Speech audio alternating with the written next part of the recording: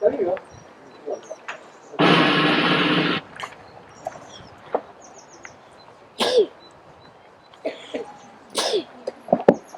Ok, bonjour à toutes et à tous là. Est-ce que vous me voyez? Oui. Est-ce que vous m'entendez? Oui. Ok. Est-ce que vous savez pourquoi vous êtes là? Non. Alors, toi tu sais, vas-y dis-moi. Parce que c'est pour honorer les morts. Honorer les morts, très bien. Est-ce que vous savez où vous êtes? Oui. Alors vous êtes où? Vous êtes au monument aux morts. Oui, très bien. De Josselin, encore mieux, bravo. Est-ce que vous savez qui je suis? Non. Alors, vas-y. Regarde, oui, vas-y. Le président de la France. Je suis pas le président de la France. Ça, c'est pas mon fantasme. De ce côté-là, qui je suis? Vas-y. Le maire. Non, je suis pas le maire. À quoi tu sais que je suis pas le maire? Alors, j'ai l'écharpe tricolore. Voilà. Mais je suis pas le maire, je suis adjoint au maire. Et comment vous savez que je suis adjoint au maire? Ça se voit. Parce que vous avez une ceinture de prince. Alors le maire, non, j'ai pas une ceinture de prince. Hein. Voilà, donc effectivement, j'ai l'écharpe tricolore. Mais en fait, le maire, lui, il a ça doré. L'adjoint, c'est argenté. Vous le saurez comme ça la prochaine fois. Doré, en or, c'est le maire. En argent, c'est un adjoint au maire. Donc moi, je suis Jacques Noël. Je suis l'adjoint au maire de Josselin. Et je suis également correspondant défense. Et je m'occupe de tout ce qui est lien armée-nation. Et on a la chance d'avoir, et je les salue et je les remercie, hein, nos deux porte-drapeaux des collèges, le Souvenir français et les représentants des anciens combattants et un représentant de la délégation militaire départementale qui vient jusqu'à Rennes chez nous. Il vient de Rennes. Alors aujourd'hui, ce qu'on va faire, on va dérouler toute une cérémonie qu'on appelle commémorative. Ah, c'est un mot compliqué ça, commémoratif. À votre avis, ça veut dire quoi? Commémoratif. Oui? On se souvient des morts. Bravo. Effectivement, on va commémorer. On va se rappeler de ceux qui sont morts avant nous pour que nous puissions rester libres. Et généralement, on commémore deux grandes cérémonies. À votre avis, ce sont deux grands événements, pardon. À votre avis, lesquels? Oui? Vas-y. La guerre mondiale. Alors, la guerre mondiale, lesquelles? Oui? La première et la deuxième. La première et la deuxième. Donc la première, on la commémore à quelle date? Oui? De 1914 à 1918. Bravo. Et la deuxième? Oui? Bravo. Donc on commémore la Première Guerre mondiale le 11 novembre et on commémore la Deuxième Guerre mondiale le 8 mai.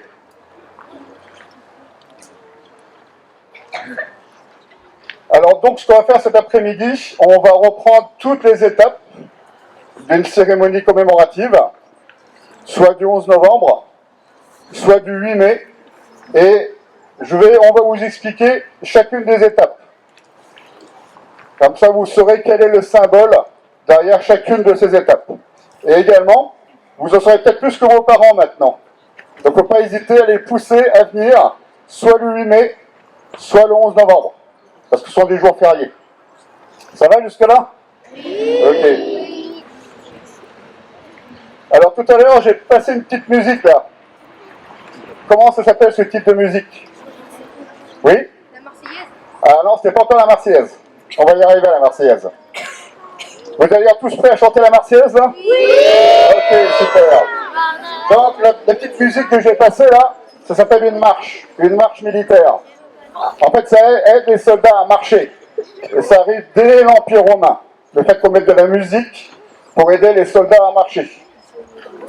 Celle que je vous ai passée, c'est la marche de Robert Bruce. L'histoire ou la légende dit, ce sont les soldats écossais qui ont aidé en fait Jeanne d'Arc à libérer Orléans au XVe siècle. Donc généralement on commence une cérémonie par une marche militaire. Et ensuite, la deuxième étape, celle qui commence vraiment la cérémonie, c'est ce qu'on appelle le lever des couleurs. À votre avis, ça veut dire quoi, lever des couleurs? Là-bas, vas-y. Parle plus fort. On va lever le drapeau, exactement. Alors, lever le drapeau, ça veut dire quoi, là? Le drapeau, il est en bas de ce qu'on appelle un mât des couleurs. Et donc, on va lever le drapeau tout en haut du mât des couleurs. Et pour le lever, il y a toute une petite cérémonie pour qu'il soit levé. Alors, j'ai besoin d'un volontaire parmi vous. Toi, viens. Il y a un volontaire parmi vous. Tu te mets à côté du drapeau. Voilà. Celui que j'avais dit oui, là. C'était toi. Tu te mets à côté du drapeau. Là. Voilà. Et si vous voulez bien vous mettre du côté du drapeau, les anciens combattants et mon commandant, là. Non, un seul volontaire. Après, j'aurai d'autres volontaires plus tard. Vous pouvez baisser le bras. Je retiens aussi.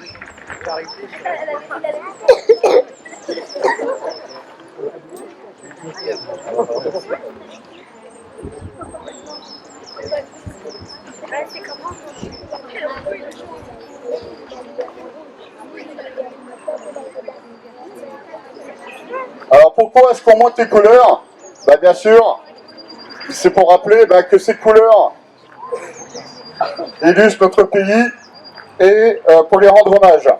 Est-ce que vous vous rappelez quelles sont les couleurs du drapeau français? Alors, bleu, blanc, rouge, très bien. Et qu'est-ce que ça représente ces couleurs? La France. Oui, c'est la France, mais chaque couleur a sa symbolique. Le bleu, le blanc et le rouge. Ah, c'est plus compliqué là. Tu as une idée, toi? Le bleu et le rouge, c'est Paris et le blanc, c'est le roi. Ah bravo, hein. Je suis vraiment très très impressionné. Bravo, hein. On peut l'applaudir. Hein. Bravo.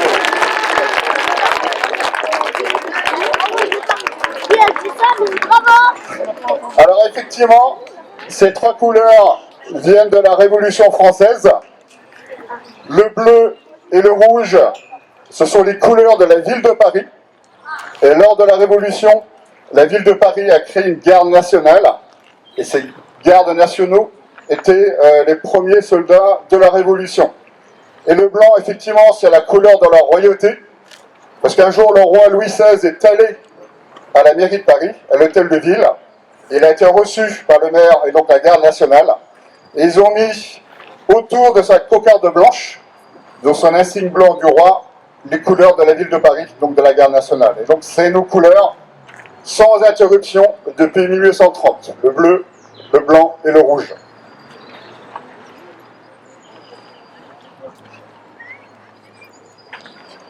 Donc après avoir monté les couleurs, on va faire juste après, qu'est-ce qu'on fait? Eh bien, on fait passer la Marseillaise. Voilà. C'est-à-dire qu'on va monter les couleurs, il y a une musique spécifique, et dès que les couleurs seront montées, on chantera directement la Marseillaise. C'est toujours comme ça que commence une cérémonie. Pour les écoles, est-ce qu'il y a quelqu'un qui donne le ton pour la Marseillaise? Pour prononcer la Marseillaise, est-ce que quelqu'un donne le ton généralement? Oui. Oui, c'est toi? Non. Non? Bon, là, on commencera tous ensemble. On va voir ce que ça va donner.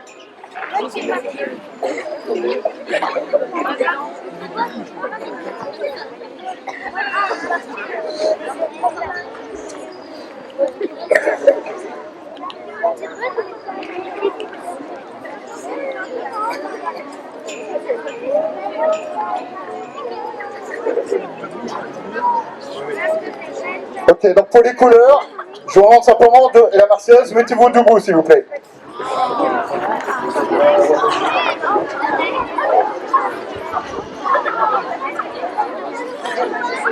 C'est bon? Tout le monde est debout? Ok. Alors on va jouer toute la séquence de la montée des couleurs. Et avant de monter les couleurs, on fait ce qu'on appelle ouvrer le banc. Alors le banc, c'est un terme qui nous vient du Moyen-Âge. À l'époque, le banc, c'était lorsqu'on faisait une grande annonce publique.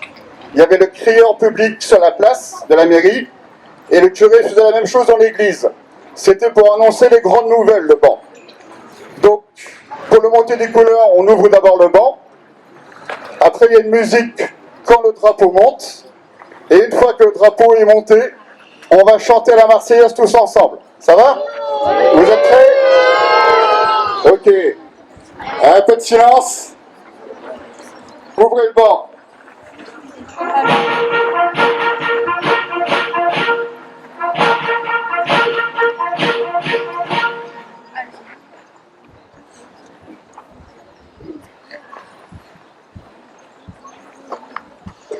Prêt pour les couleurs? Envoyez. Attends.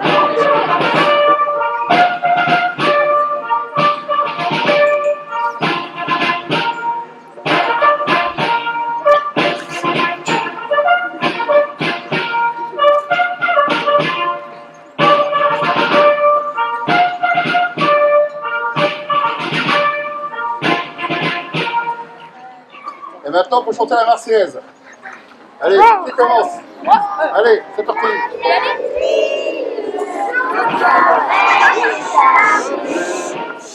Contre nous de la marine, les dollars sont bien élevés, les dollars sont bien élevés. Entendez-nous, notre compagne, fusil féroce sonore, qui viennent jusqu'à nombreux, égorger nos fils et nos compagnes. Aux armes, citoyens, aux armes, marchons, marchons, car ça plus à l'océan. Très bien, merci. Bravo. Pour les écoles, vous commencez par le refrain généralement, ou la première strophe?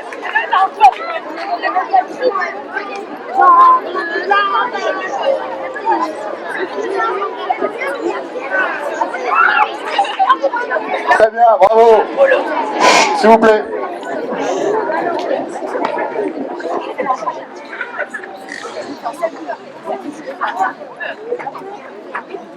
Donc là, on a commencé la cérémonie. On avait une musique au début qu'on appelle une marche militaire. On a ouvert le banc, donc on a fait une annonce importante. On a monté les couleurs et on a chanté la Marseillaise. J'ai mon téléphone qui joue du tour. Alors après, eh ben, on procède à ce qu'on appelle la lecture des textes officiels. Alors ces textes officiels, ils changent tous les ans. Puisque chaque ministre de la Défense ou secrétaire d'État, il fait un texte spécifique, soit pour le 11 novembre, soit pour le 8 mai.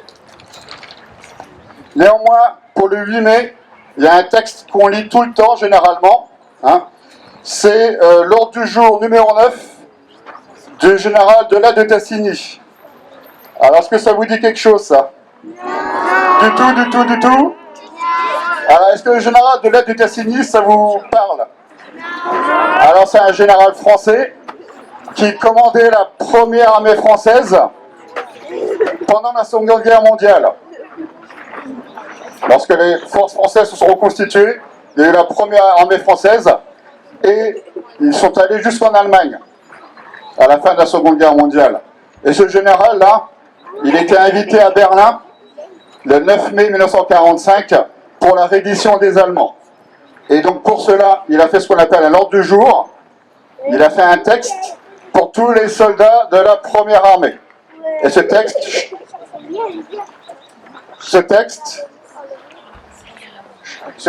je vais le lire.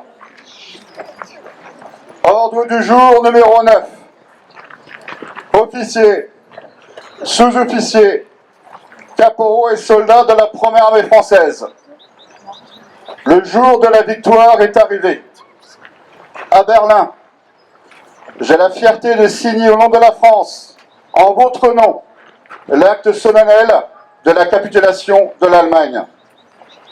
Digne de la confiance de notre chef suprême, le général de Gaulle, libérateur de notre pays, vous avez par vos efforts, votre ferveur, votre héroïsme, rendu à la patrie son rang et sa grandeur. Fraternellement unis aux soldats de la résistance, côte à côte avec nos camarades alliés, vous avez taillé en pièces l'ennemi partout où vous l'avez rencontré. Vos drapeaux flottent au cœur de l'Allemagne. Vos étapes, vos victoires marquent les étapes de la résurrection française. De toute mon âme, je vous dis ma gratitude. Vous avez le droit à la fierté de vous-même comme à celle de vos exploits. Gardons pieusement la mémoire de nos morts, généreux compagnons tombés au champ d'honneur. Ils ont rejoint dans le sacrifice et la gloire pour la rédemption de la France nos fusillés et nos martyrs. Célébrons notre victoire. Victoire de mai, victoire radieuse de printemps qui redonne à la France la jeunesse, la force et l'espoir. Soldats vainqueurs, vos enfants apprendront la nouvelle épopée que vous doit la patrie. Berlin, le 9 mai 1945, le général d'armée de l'aide de Tassigny, commandant en chef de la première armée française. Et donc ce texte, si vous reveniez pour le 8 mai avec vos parents, il sera lu également pour le 8 mai. Donc vous l'avez dit tout à l'heure, hein, où est-ce que nous sommes là? Au monument aux morts. Voilà, très bien. Et donc là, vous êtes devant le monument aux morts de Josselin. Alors en 1919, hein, toutes les communes de France, les 35 000 communes, hein, elles ont été traumatisées, toute la France a été traumatisée par tous les morts de la Première Guerre mondiale. On en a eu plusieurs millions. Et donc en 1919, le conseil municipal de Josselin, hein, sous le maire M. Bouédo, il vote pour l'érection d'un monument mort à Josselin, pour tous les enfants de Josselin tombés au champ d'honneur. Et c'est une entreprise de Josselin, hein, M. Tripon-Joubard, qui a érigé le monument. Alors comme tous les monuments aux morts en France, il est situé face au front. Alors le front c'était où en 1914-1918? C'était face à quoi? C'était face à l'Est. Donc là nous sommes face à Jean-François. On est face où? Donc là c'est l'Ouest et là c'est l'Est. On espère que je ne vous ai pas trompé. En tout cas face au front. Alors on trouve toujours les mêmes choses sur un monument aux morts, hein, généralement. Il y a des ornements militaires, des armes, des grenades, une médaille militaire. Tout ça sculpté dans le granit. Et à la fin de la cérémonie, vous ferez le tour du monument aux morts, parce qu'il y a quelque chose d'un peu spécial sur le monument aux morts. Et vous tâcherez de trouver de l'autre côté.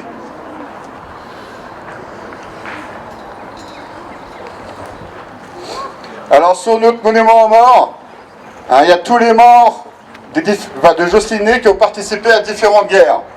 Il y a la guerre de 1870, il y en a beaucoup pour la guerre 1914-1918, il y en a quelques-uns pour la guerre 39-45, il y en a 2 militaires tués pendant la guerre d'Indochine, on a un soldat mort au cours de la guerre d'Algérie, et donc je disais le soldat décédé pendant la guerre de 1970. Et donc maintenant, nous allons rendre hommage à tous ces morts qui sont inscrits sur notre monument et qui sont morts pour que nous puissions rester libres. Alors là aussi, il y a tout un petit cérémonial. Donc on va déposer les gerbes ou le gerbe auprès du monument aux morts ainsi que vos dessins. Après, il y aura une musique spécifique qu'on appelle aux morts. Et on fera une minute de silence. C'est quoi une minute de silence? Alors là, de ce côté-là, vas-y toi. Quand on parle plus, et pourquoi est-ce qu'on parle plus? Oui? On se souvient des morts, on ne parle plus pour se rappeler de nos morts et les respecter. C'est pour ça qu'on fait une minute de silence.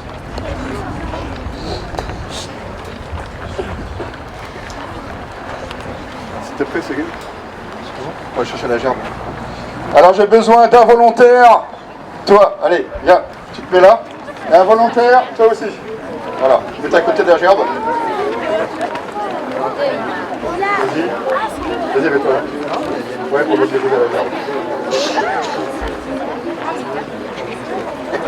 Alors les gerbes et les dessins vont être déposés au pied du monument aux morts. Veuillez vous avancer. Et ceux qui ont des dessins, vous avancez aussi. Vas-y. Tiens, tu peux les accompagner, Jean-François, les dessins. Vas-y, avance. Avance. Et ceux qui ont des dessins, vous suivez. Pardon ? Oui, tu déposes, ouais. Voilà, en haut, en haut. Voilà. Oui.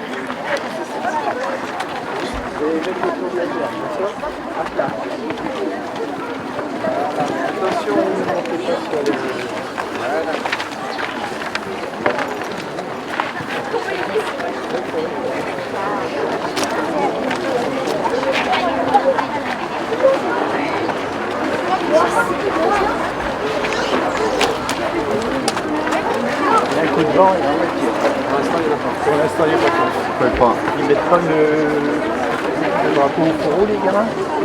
Bah écoute, tu peux peut-être pas penser à ça. Mais tu pourras encore ça tout à l'heure. Oui, non, c'est après ça. C'est après. Ouais, c'est la troisième. Fais faire le tour. Faites le tour. Voilà. Il y en a des sympas, hein? Ouais. Non mais sinon ça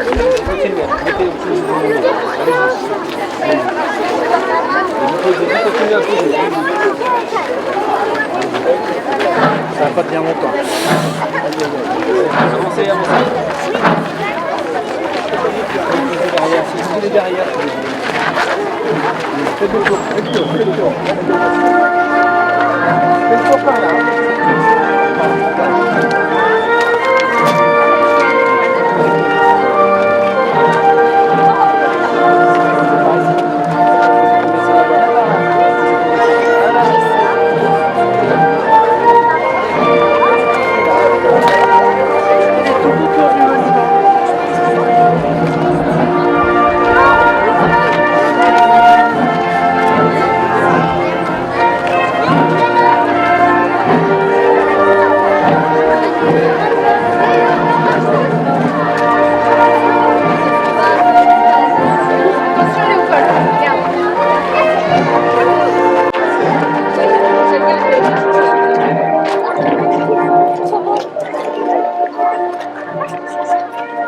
Faites le tour, les enfants, faites le tour. Faites le tour, les enfants, faites le tour. Faites le tour. Voilà. Donc par là, tu les mets autour. Faites le tour. ils vont s'envoler. Ah, mais c'est aussi que mon match. Faites le tour.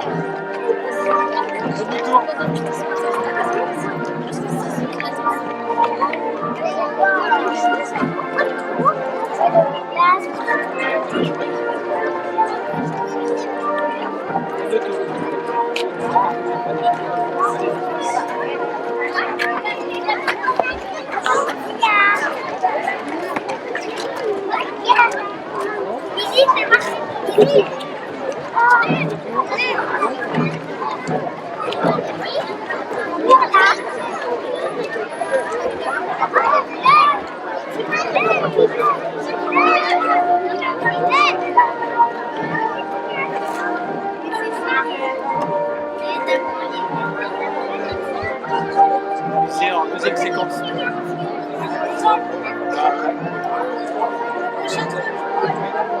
Vous avez un texte pour expliquer vos drapeaux, c'est ça, hein? Ok, super.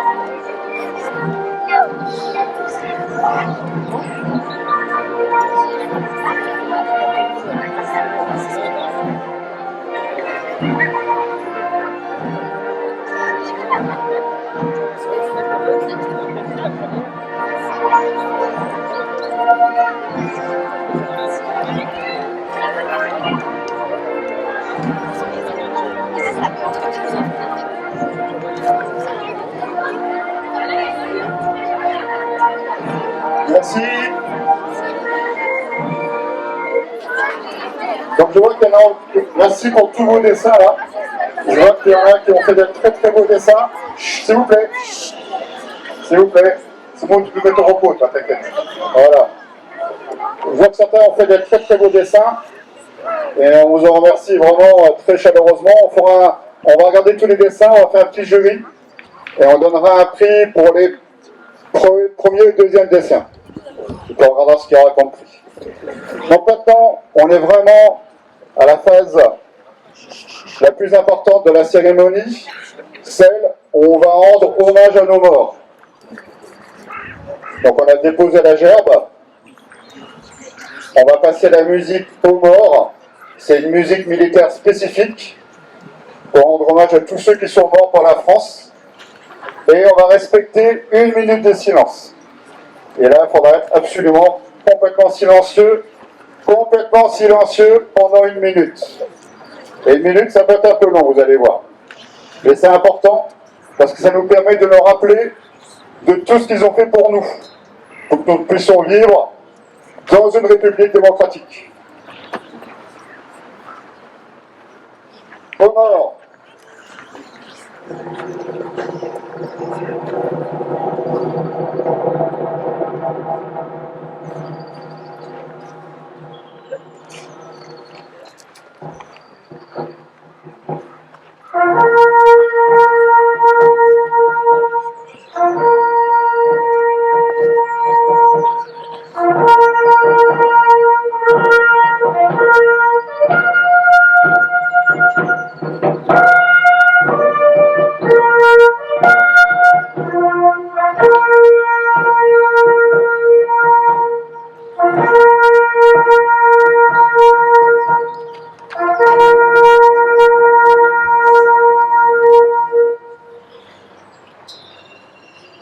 Et maintenant, nous allons respecter 1 minute de silence.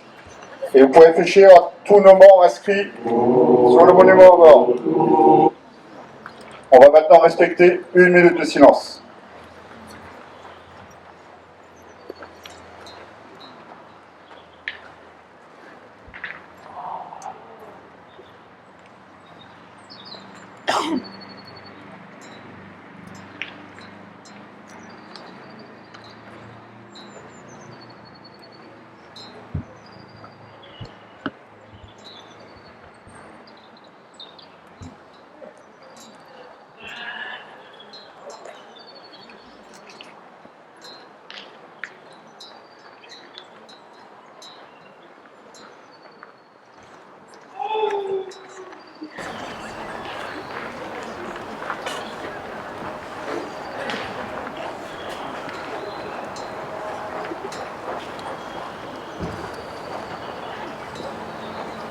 Je vous remercie. Alors c'est dur de rester silencieux 1 minute, hein, mais c'est bien. C'est presque fini. On est presque arrivé à la fin là. Donc maintenant, s'il vous plaît, on va faire quelque chose d'un peu spécifique. Hein. Vous avez vu qu'il y a 2 collégiens là, avec leurs drapeaux, ce sont des drapeaux d'anciens combattants, d'associations d'anciens combattants. Et ces 2 drapeaux sont dans chacun de vos collèges. Et on ramassera les dessins après. On a eu la chance, il n'y a pas eu de vent pendant que vous les posiez. Alors il y a un petit texte qui va être lu pour expliquer l'un ou l'autre des drapeaux. Vous pouvez vous avancer. Tiens, vas-y, mets-toi au milieu. Voilà, vas-y.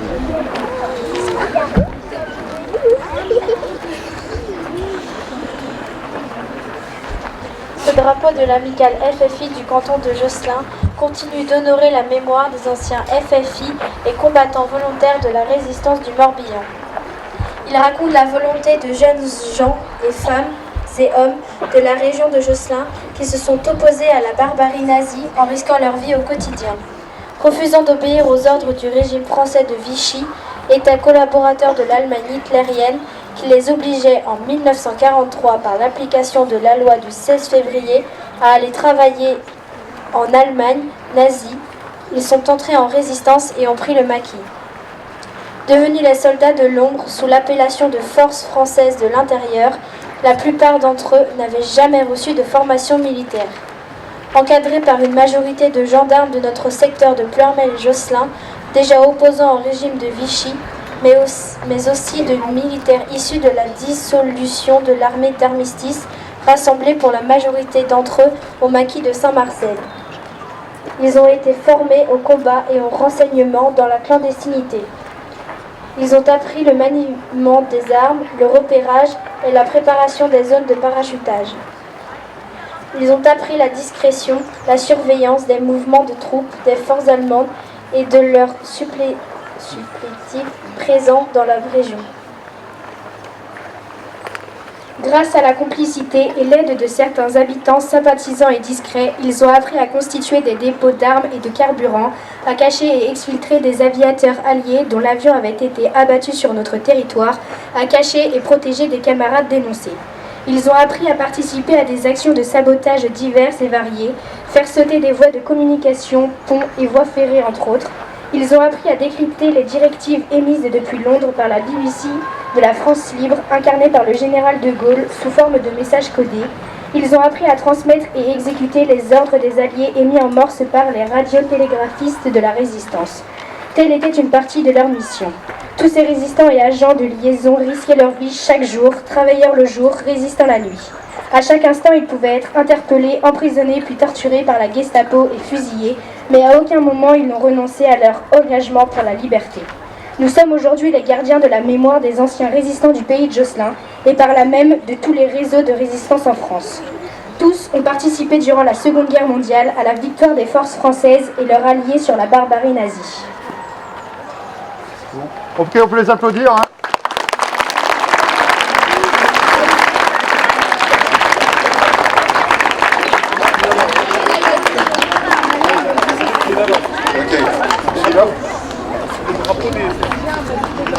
D'accord. Le drapeau des FFI, c'est celui qui est sous la tente. C'est celui-là, pardon, celui-là. Ah, celui-là, pardon. C'est lui qui est tenu par le garçon. Ok, pardon, celui-là, le drapeau des FFI. Merci. Alors, nous sommes presque arrivés au bout, là. Et à la fin de la cérémonie, généralement, on repasse soit un chant, soit une musique. Là, il y en aura deux. Je vais vous passer le chant des partisans. Est-ce que vous connaissez ce chant? On ne va pas vous demander de vous le chanter, je vous rassure. Je vais passer en musique. Ça vous dit quelque chose, le chant des partisans? Non. Ah, ça te dit quelque chose, vas-y. C'est le chant des résistants. C'est devenu le chant symbolique des résistants pendant la Seconde Guerre mondiale. Donc je vais vous le passer, on va l'écouter. Et après, il y aura l'hymne européen, et je dirai 2-3 mots sur l'hymne européen. Vous êtes prêts à écouter? Ok.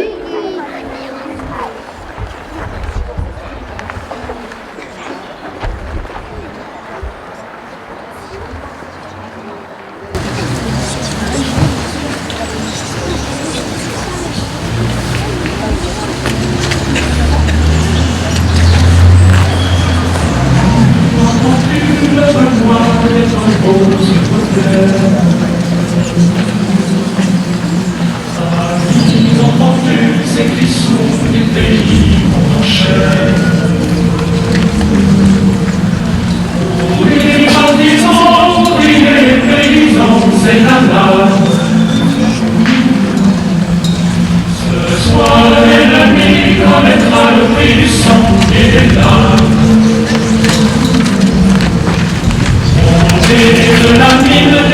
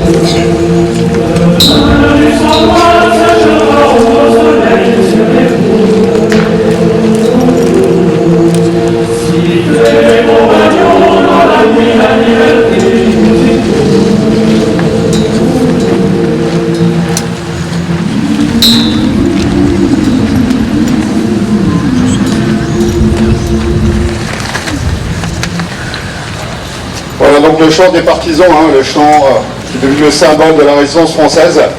Et les paroles nous rappellent ce qu'ils ont vécu et souffert de nouveau pour que nous puissions rester libres.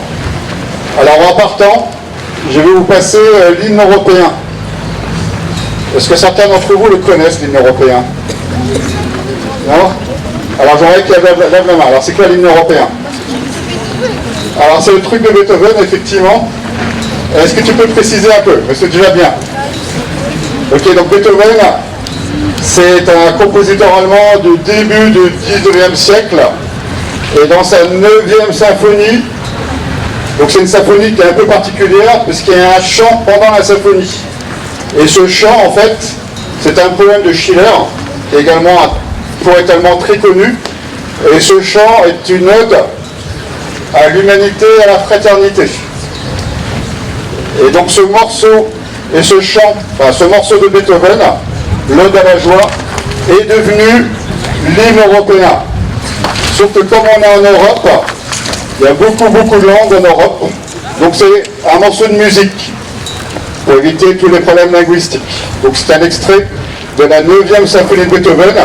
Je vais vous la passer quand vous partirez. Donc on commencera par le public. Vous pourrez faire le tour du monument aux morts. Et vous allez essayer de voir derrière ce qui est un peu spécial sur le monument aux morts.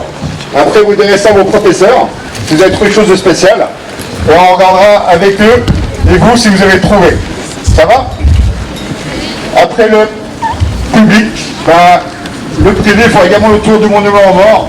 Vous tâcherez de voir ce qui est un peu spécifique sur le monument. Et pendant vos départs, encore merci à toutes et à tous pour votre présence. Je vous passe l'hymne européen.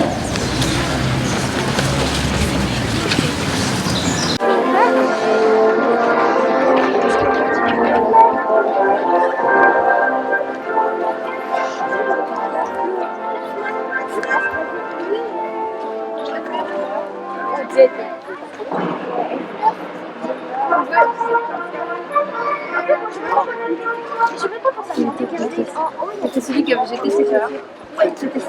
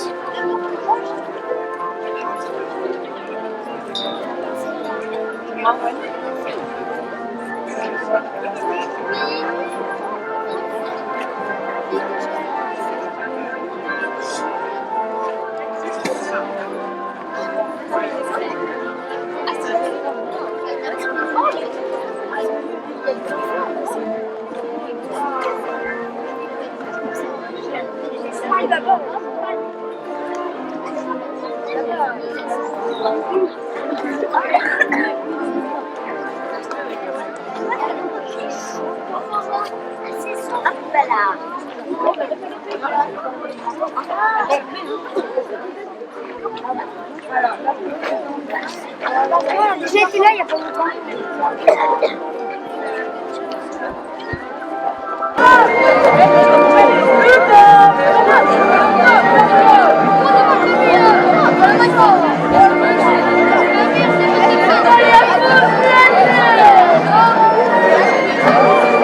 Ok, bonjour, s'il vous plaît, un tout petit peu de silence.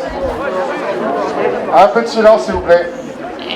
Ok, bonjour à toutes et à tous, là. Vous nous avez amené le beau temps, là, visiblement, pourvu que ça dure. Est-ce que vous savez pourquoi vous êtes là? Oui. Alors, est-ce que quelqu'un peut me dire pourquoi il est là? Toi? Ou toi, vas-y. On est là pour rendre hommage aux morts pendant les guerres. On est là pour rendre hommage aux morts pendant les guerres, bravo. Moi, je te félicite. Et là, vous êtes où, en fait? Où êtes-vous? On est à Josselin, je suis d'accord. Oui. On est effectivement, bravo, au monument aux morts. Au monument aux morts de Josselin. Et moi, est-ce que vous savez qui je suis? Non. Alors, est-ce qu'il y a un indice qui vous permet de savoir qui je pourrais être? Alors, vas-y. Vous êtes le maire. Ah non, je ne suis pas le maire. Alors, effectivement, je porte l'écharpe tricolore. Donc ça, effectivement, l'écharpe tricolore, c'est soit un maire, soit un député. Ça dépend, on se trouve le bleu, en fait. Et alors là, c'est un peu technique. Le maire, là, ces deux choses-là, les glands, si j'ose dire, pour le maire, ce sera en or. Et moi, je suis adjoint au maire, donc c'est en argent. Comme ça, vous le saurez. Écharpe tricolore, soit maire, soit député. Si c'est en or, c'est le maire. Si c'est en argent, c'est un adjoint. Donc moi, je suis Jacques Noël, je suis adjoint au maire de Josselin. Et je suis également chargé de tout ce qui est lien armée-nation et lien avec le monde de la défense. Et tout ce qui est cérémonie commémorative. Alors, commémoratif, c'est un terme un peu compliqué. Ça veut dire quoi, commémoratif? Est-ce que quelqu'un aurait une idée? Commémoratif, ça veut dire qu'on va commémorer quelque chose. Vas-y. Toi qui as levé la main derrière. Pardon? Alors tu dis quand on célèbre quelque chose, c'est pas mal. Mais là, il faut préciser un peu. Commémorer, ça veut dire qu'on va se rappeler de quelque chose. On va se rappeler de quelque chose. Oui. C'est quand on fait une cérémonie pour se rappeler de toutes les personnes qui ont fait la guerre et qui sont mortes. Exactement. On va s'en rappeler de tous ceux qui ont fait la guerre et ceux qui sont morts en particulier. Et tous ceux qui sont morts, qui venaient de Josselin, ils sont inscrits au monument aux morts. Je vous dirai ça tout à l'heure. Et donc on va refaire tous ensemble les différentes étapes d'une cérémonie commémorative. Alors en France, il y a deux grandes cérémonies commémoratives, deux grands jours. Est-ce que vous me dire lesquels? Oui? Le 8 mai, bravo. Et 11 novembre. 11 novembre. Alors qu'est-ce qu'on commémore le 11 novembre? Oui?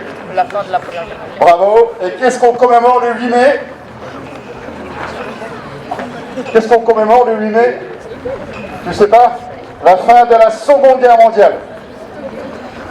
Et pour commémorer, on fait une cérémonie qui a toujours lieu au monument aux morts, dans toutes, s'il vous plaît, dans toutes. Tu veux que je te passe le micro? Ok. Cérémonie qui a lieu dans toutes les communes de France, et elles suivent toutes les mêmes étapes. Est-ce qu'il y en a qui sont déjà allés à une cérémonie du 8 mai au 11 novembre? Bravo, ok. Eh bien, n'hésitez pas à venir la prochaine, ce sera le 8 mai à Josselin. Et n'hésitez pas à amener vos parents aussi. Et là, vous en saurez peut-être plus qu'eux. Donc n'hésitez pas à venir le 8 mai ou le 11 novembre. Et là, on va faire tout ce qu'on commémore, toutes les étapes de la cérémonie, un 8 mai ou un 11 novembre. Et on commence toujours la cérémonie par une musique d'entrée. C'est celle que je vous ai passée quand vous êtes arrivés. Alors ça peut changer, hein. Et généralement, on fait une marche militaire. Une marche militaire, c'est une musique militaire pour aider en fait les soldats à marcher, voire des fois à chanter. Et d'ailleurs, ça commence le chant dès l'Empire romain. Le fait que les soldats chantent pour pouvoir marcher plus vite. Et la marche que je vous ai passée, c'est la marche dite de Robert Bruce. Ça vous dit quelque chose là, Robert Bruce? Du tout? En fait, on ne sait pas si c'est une légende ou une vraie histoire. Ce sont les soldats écossais qui auraient aidé Jeanne d'Arc à libérer la ville d'Orléans. Mais nous sommes bretons, des Celtes, et les Écossais aussi. Donc je lui dis c'est une bonne idée de passer cette marche-là. C'est une marche qu'on passe très souvent lors des cérémonies militaires.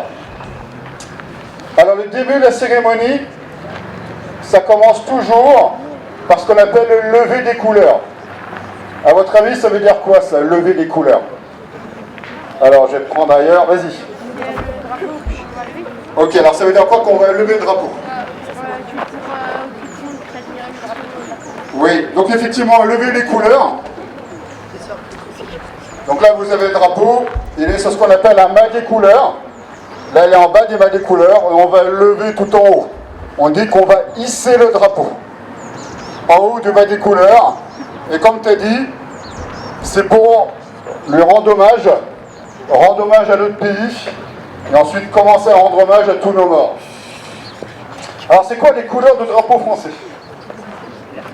Ah, oui, vas-y. Bleu, blanc, rouge, bravo. Alors, pourquoi est-ce que le drapeau est bleu, blanc, rouge? Ah, vas-y. La France a connu beaucoup de royautés. Le blanc, la royauté, d'accord. Alors, le rouge, c'est le sang, et le bleu, tu sais pas, alors c'est pas mal. En fait, le bleu et le rouge, ce sont les couleurs de la ville de Paris. Oui. Alors, pourquoi la ville de Paris, me direz-vous? C'est lors de la Révolution française, quelques jours après, 1789, et ben, la ville de Paris crée la garde nationale, pour simplifier, les premiers soldats de la Révolution. Et ils prennent les couleurs de la ville de Paris, le bleu et le rouge. Et à un moment, le roi, Louis XVI à l'époque, vient leur rendre visite à la mairie de Paris, à l'hôtel de ville, et donc à la garde nationale. Et donc lui, en tant que roi, il porte la cocarde blanche, qui représente la royauté. Donc ils mettent le bleu, ils mettent le blanc au milieu, et le bleu et rouge des deux côtés. Et ce drapeau-là, bleu, blanc, rouge, eh ben, c'est notre emblème national, sans disconduite, sans changement, depuis 1830. Et donc on va lever les couleurs.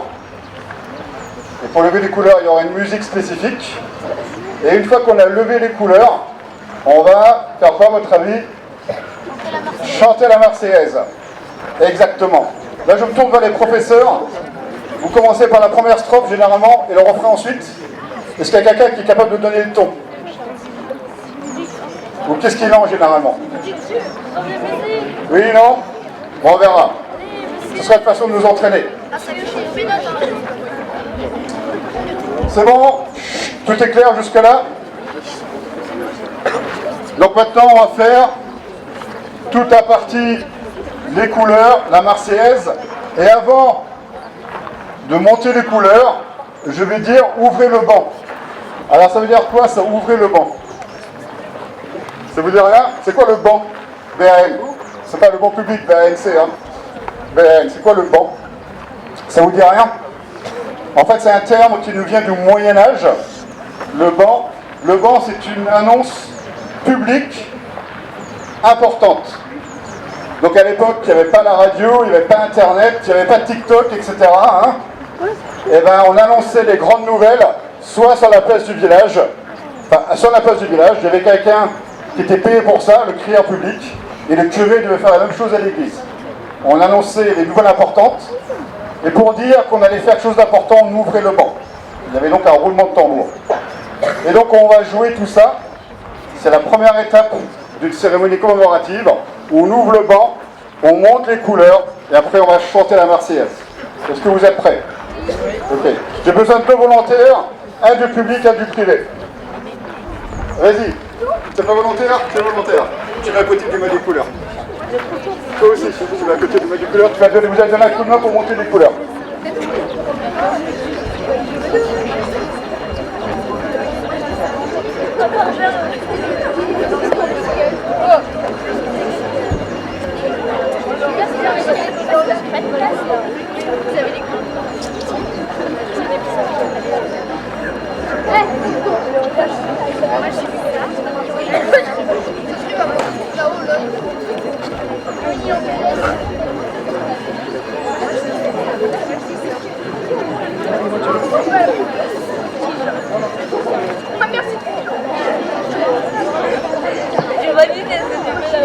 Un peu de silence, s'il vous plaît. S'il vous plaît. S'il vous plaît, vous vous taisez. Donc on commence par ouvrir le banc.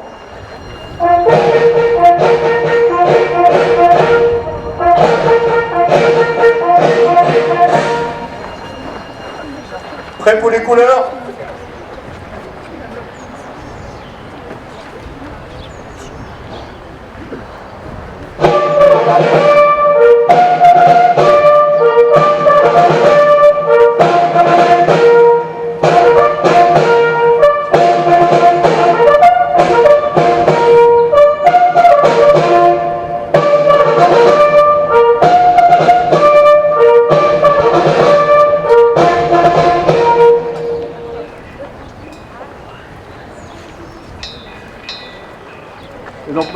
on va chanter la Marseillaise. Est-ce que vous êtes prêts?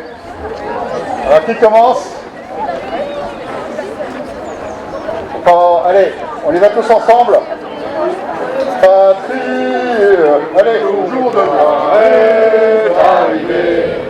Contre nous de la tyrannie, les combats sanglants élevés, les combats sanglants élevés. Nous dans les campagnes, plusieurs ces féroces soldats, qui viennent jusque dans nos bras, et égorger nos fils et nos compagnes. Regarde, citoyens, revenez nos bataillons, marchons,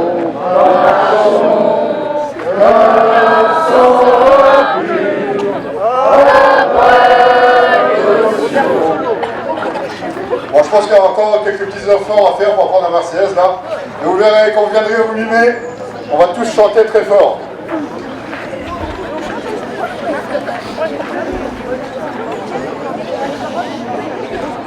Et ensuite, pour dire qu'on a terminé une partie importante, on ferme le banc.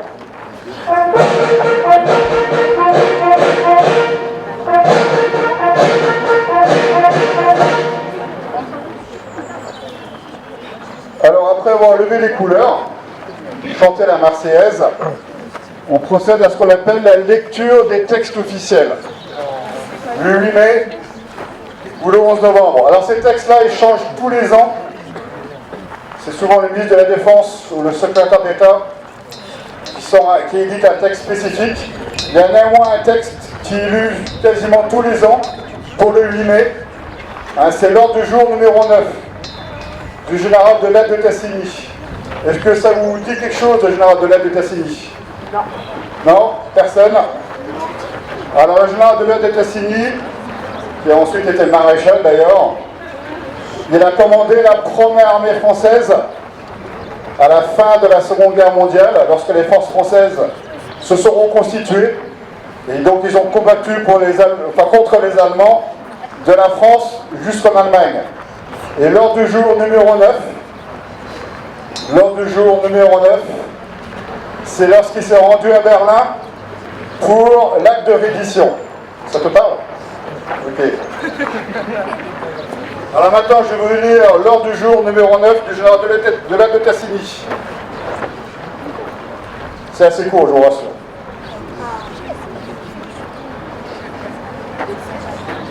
Officiers, sous-officiers, caporaux et soldats de la première armée française, le jour de la victoire est arrivé.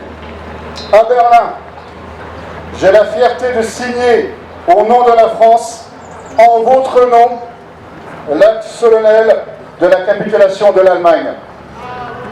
Digne de la confiance de notre chef suprême, le général de Gaulle, libérateur de notre pays, vous avez, par vos efforts, votre ferveur, votre héroïsme, rendu à la patrie son rang et sa grandeur.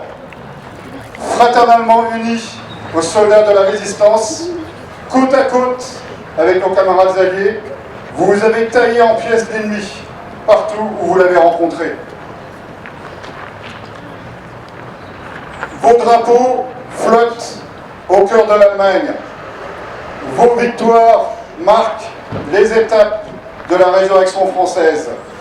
De toute mon âme, je vous dis ma gratitude.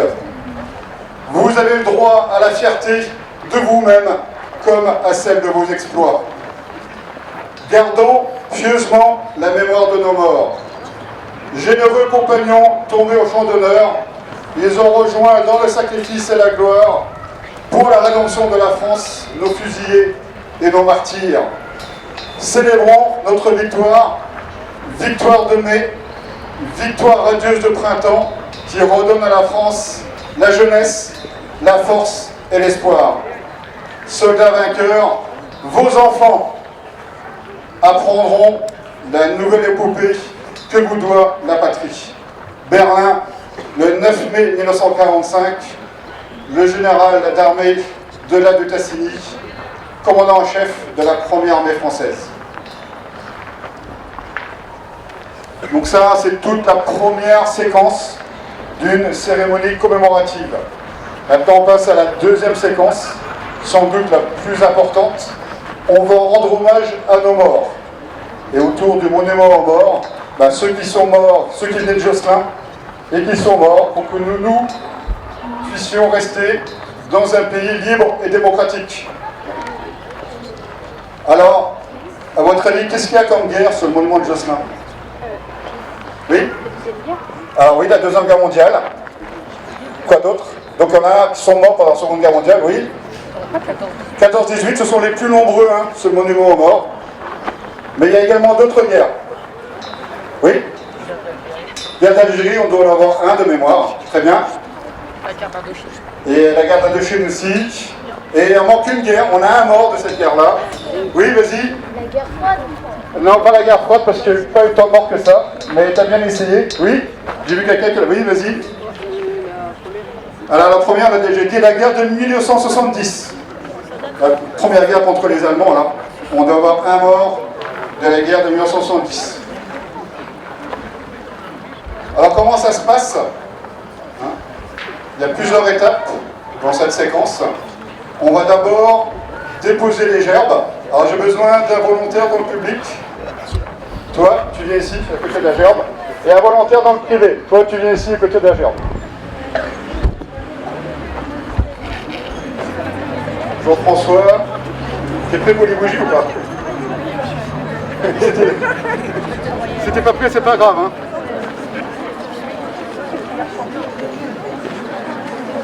T'es cap ou tu n'es pas cap?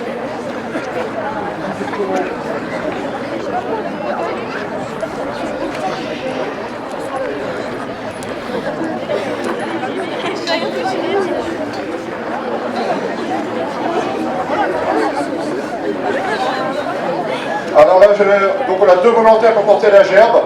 Et pour les bougies, j'ai besoin de 3 volontaires. 1, 2, et un troisième, 3. Voilà, vous mettez là. Et 3 volontaires, Camille, oui, très bien.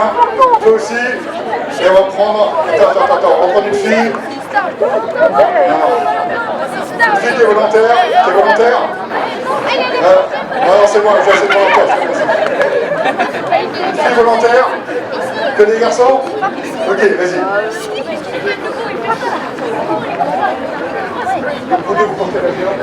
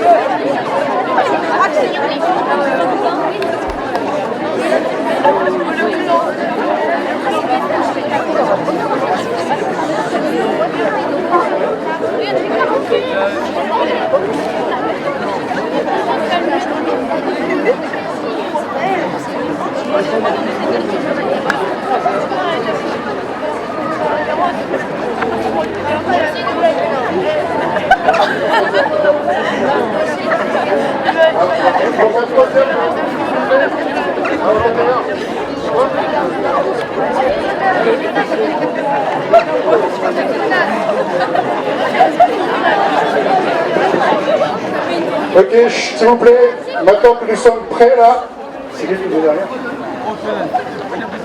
Maintenant que nous sommes prêts, on va arriver à la partie la plus importante, s'il vous plaît, la partie où on hommage à nos morts. Donc ça se divise en plusieurs séquences. Ils vont avancer avec la gerbe et les bougies, poser la gerbe et les bougies devant le monument aux morts. Ils vont revenir à leurs emplacements. On va passer une musique spécifique qu'on appelle aux morts. Et on va respecter une minute de silence. De nouveau pour se rappeler d'eux et leur rendre hommage. Donc les porteurs de gerbes et les bougies, Rejoignez vos emplacements.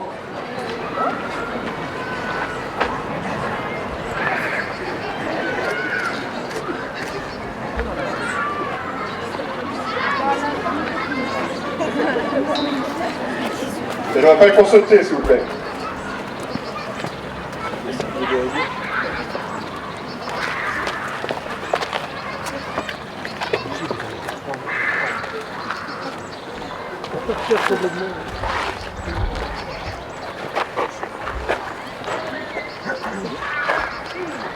On reprend la place.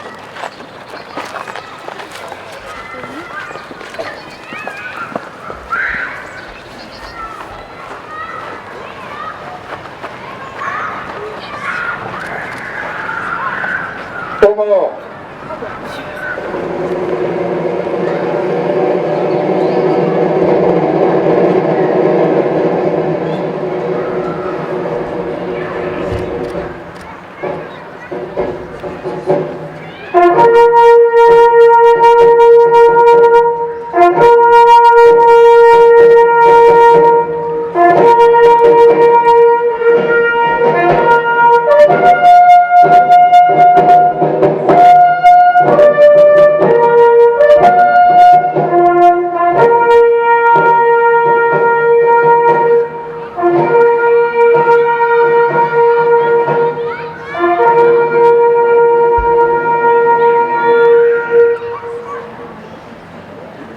Et maintenant, nous allons respecter une minute de silence pour tous les morts de Josselin tombés au champ d'honneur.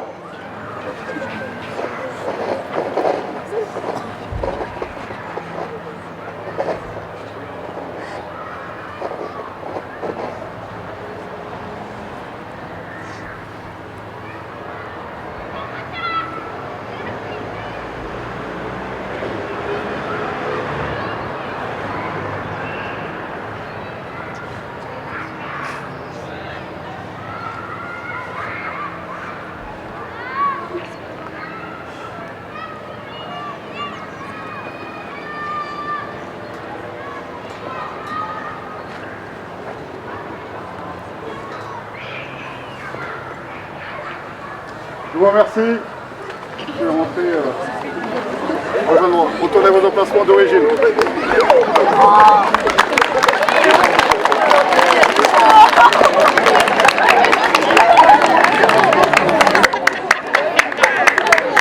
Alors, maintenant. Alors ça fait pas partie de la cérémonie. Bravo, ouais. Ça fait pas partie de la cérémonie officielle. Là, c'est vraiment, s'il vous plaît, que pour vous. Il y en a certains parmi vous qui ont dû préparer des textes. Qu'est-ce que je me trompe à lire? Qui a préparé des textes à lire? Venez alors, venez ici. Venez, venez. Venez ici, c'est bon. Venez ici au milieu là, n'ayez pas peur.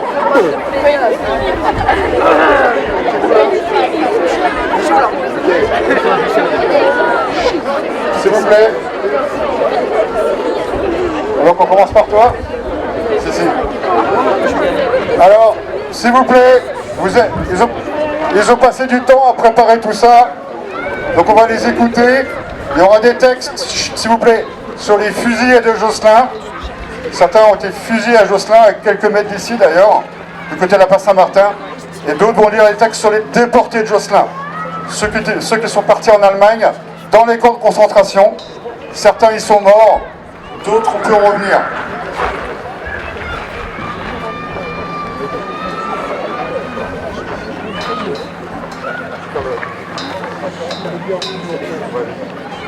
Ernest Duval, prisonnier de guerre, libéré, il rejoindra la résistance et sera arrêté le 14 juillet 1944, transféré le 2 août vers l'Allemagne, il sera rapatrié. Texier Alphonse-Marie Alexandre est né le 14 novembre 1908 à Josselin, résistant déporté, arrêté par les Allemands le 26 juin 1944, torturé à Josselin puis déporté. Il meurt en déportation le 15 décembre 1944 au camp de Neuengamme, Hambourg, matricule 37 363. Léblon Raymond, déporté, résistant, né en 1908. Médecin à Josselin, Il soigne des résistants lors des combats opposant les troupes d'occupation aux parachutistes du colonel Bourgoin, le célèbre bataillon du ciel, largué en Bretagne pour désorganiser les arrières allemands au moment du débarquement en Normandie. Dénoncé, il est arrêté et torturé pour lui faire avouer où se cachaient les hommes qui l'avaient soigné. Il est déporté le 15 juillet 1944 de Compiègne vers le KL Neuengamme, matricule 36 397. Autre lieu de déportation, Hambourg, Spaldingstrasse, Wedel, Sans-Bostel, revenu d'Écosse. Le de Gaulle, Francis, né le 7 mars 1905 à Pontivy, Morbihan, Normandie. Il est apparu au réseau Action de la France combattant de la région, puis aux forces françaises libres de l'intérieur avec les gardes sergents. Arrêté le 31 mars 1944 à son domicile à Josselin par le Gestapo. Son domicile était un centre actif de résidence. Il a reçu de nombreux chefs nationaux et régionaux et départementaux. Les organisateurs de la résistance interrogés à Josselin, puis appelé Hermel, où il fut violemment maltraité. Il n'a rien dévoilé de l'organisation. Il faisait partie de son arrestation, n'entraînant aucune autre. Transfert de la prison Jacques Cartier à Rennes. Il a été embarqué dans un convoi de prison politique le 3 août 1944. La destination en Allemagne, il s'évade en cours de transport à l'anglais le 6 août 1944, titulaire de la Croix de guerre, la citation de l'ordre de l'armée.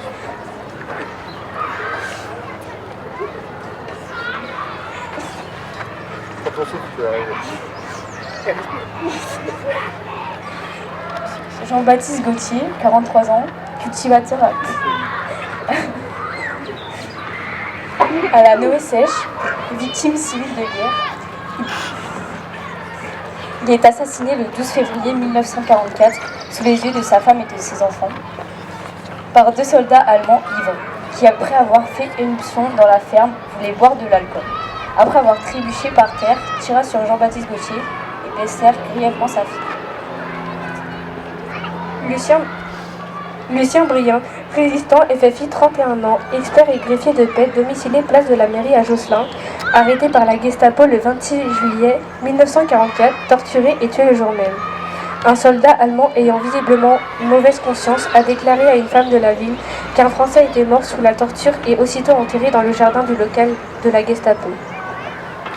Adolphe Gabeller, il était gendarme à la brigade de Josselin. Il est tué le 18 juin 1944 sur les landes de Meslan à Saint-Servant-sur-Oust en revenant des combats de Saint-Marcel. Ernest Coquentin, 24 ans, célibataire, il appartient au FFI et meurt le 12 août 1944 à son domicile à Beaufort,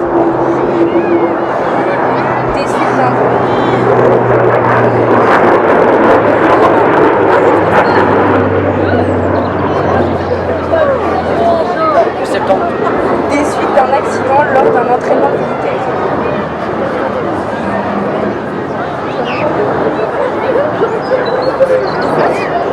Louis Chevaux, résistant de la FFI, 38 ans, agent d'assurance. Il est arrêté à son domicile le 19 juillet 1944 à 23h. Amené par la Gestapo qui avait des renseignements à lui demander. Probablement transféré à Rennes après avoir été torturé, il a dû mourir pendant le trajet et est abandonné à la Touraille en Ougan. Retrouvé le 20 août 1944, à peine enterré au bord de la route, il fut identifié grâce à son ambulance.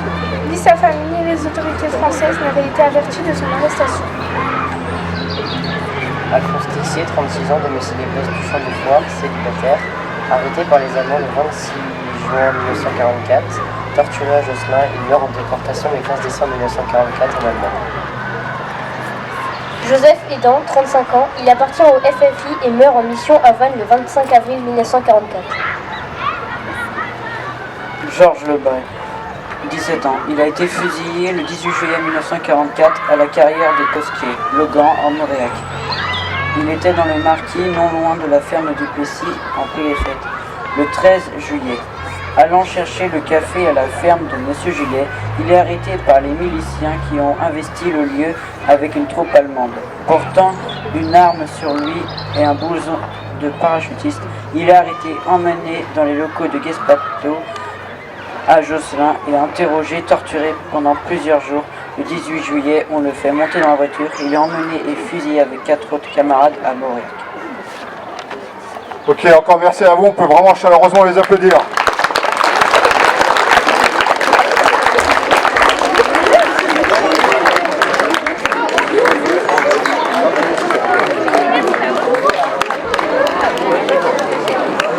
S'il vous plaît. Chut, s'il vous plaît. Là de nouveau, là c'est spécifiquement pour vous. On a été préparé un texte où vous avez vu qu'on a 2 porte-drapeaux. On a 2 drapeaux de l'association d'anciens combattants. L'un qui a été mis au collège public, l'autre au collège privé. Et on va vous expliquer la symbolique d'un de ces drapeaux. Ce drapeau de l'amicale FFI du canton de Josselin continue d'honorer la mémoire des anciens FFI et combattants volontaires de la résistance du Morbihan. Il raconte la volonté de jeunes gens, femmes et hommes de la région de Josselin qui se sont opposés à la barbarie nazie en risquant leur vie au quotidien. Refusant d'obéir aux ordres du régime français de Vichy et un collaborateur de l'Allemagne hitlérienne qui les obligeait en 1943 par l'application de la loi du 16 février, à aller travailler en Allemagne nazie. Ils sont entrés en résistance et ont pris le maquis. Devenus les soldats de l'ombre sous l'appellation de Forces françaises de l'intérieur, la plupart d'entre eux n'avaient jamais reçu de formation militaire. Encadrés par une majorité de gendarmes de notre secteur de Pluhermel et Josselin, déjà opposants au régime de Vichy, mais aussi militaires issus de la dissolution de l'armée d'armistice, rassemblés pour la majorité d'entre eux au maquis de Saint-Marcel. Ils ont été formés au combat et au renseignement dans la clandestinité. Ils ont appris le maniement des armes, le repérage et la préparation des zones de parachutage. Ils ont appris la discrétion, la surveillance des mouvements de troupes des forces allemandes et leurs supplétifs présents dans la région. Grâce à la complicité et l'aide de certains habitants sympathisants et discrets, ils ont appris à constituer des dépôts d'armes et de carburant, à cacher et exfiltrer des aviateurs alliés dont l'avion avait été abattu sur notre territoire, à cacher et protéger des camarades dénoncés. Ils ont appris à participer à des actions de sabotage diverses et variées, faire sauter des voies de communication, ponts et voies ferrées, entre autres. Ils ont appris à décrypter les directives émises depuis Londres par la BBC de la France libre, incarnée par le général de Gaulle sous forme de messages codés. Ils ont appris à transmettre et exécuter les ordres des Alliés émis en morse par les radiotélégraphistes de la Résistance. Telle était une partie de leur mission. Tous étaient résistants et agents de liaison, risquaient leur vie chaque jour, travailleurs le jour, résistant la nuit. À chaque instant, ils pouvaient être interpellés, emprisonnés, puis torturés par la Gestapo et fusillés, mais à aucun moment ils n'ont renoncé à leur engagement pour la liberté.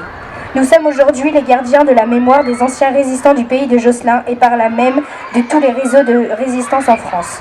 Ils ont participé durant la Seconde Guerre mondiale à la victoire des forces françaises et leurs alliés sur la barbarie nazie.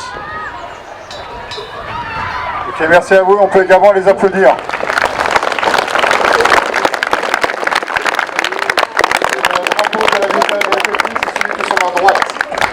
Voilà.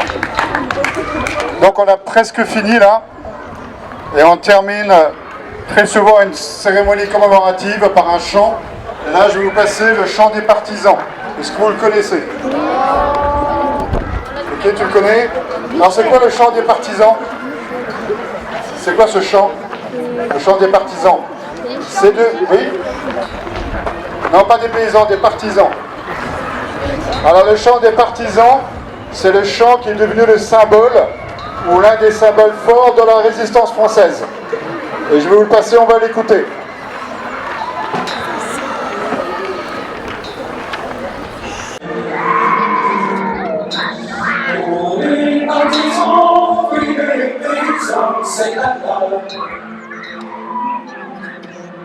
Ce soir, l'ennemi connaîtra le prix du sang et des larmes. Montez de la mine, descendez des collines, camarades. Sortez de la paille, les fusils, la mitraille, les grenades. Oh, et tu as la balle et au couteau, tu évites. Oh, et saboteur, attention à ton fardeau, dynamite. C'est nous qui brisons les barreaux, les prisons, nos frères. La reine à nos pouces, c'est la femme qui nous pousse la misère. Il y a des pays où les gens prennent les lits pour les rêves. Ici, nous bâtis, nous marchons, nous tue, nous crève. Ici, chacun sait ce qu'il veut, ce qu'il fait quand il passe. Ami, si tu tombes, un ami semble bon à ta place. Moi, sans moi, ces chevaux se brisent les routes. Sifflez mon royaume dans la nuit, la liberté nous écoute.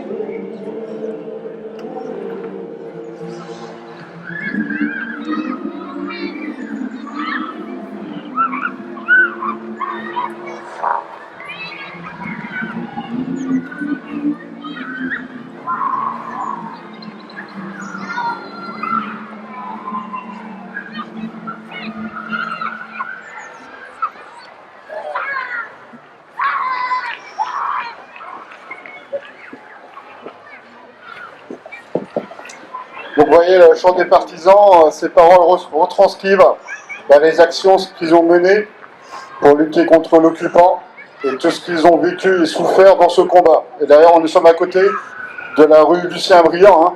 On a lu un texte sur Lucien Briand tout à l'heure.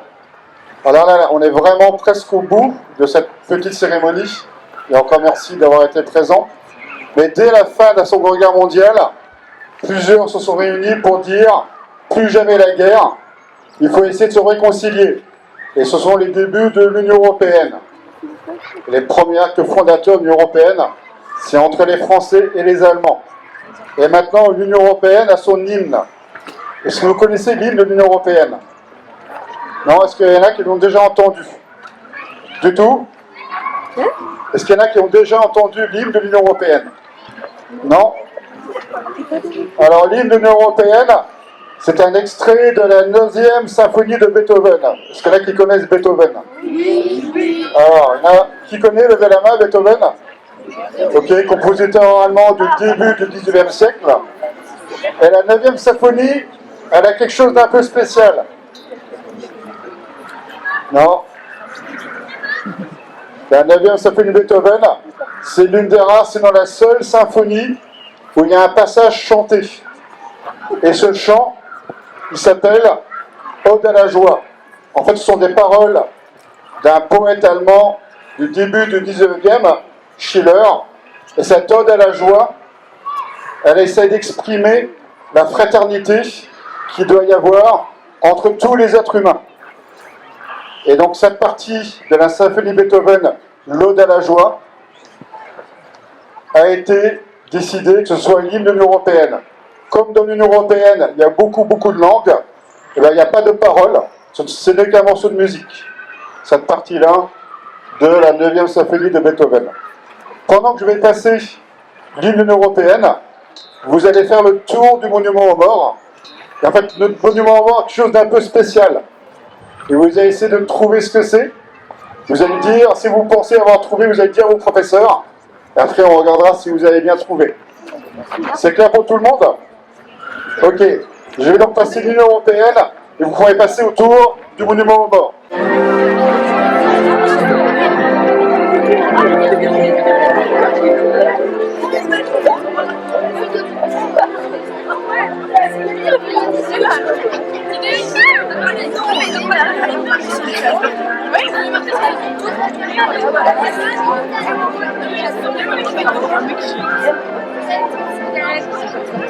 Ils sont censés faire quoi là?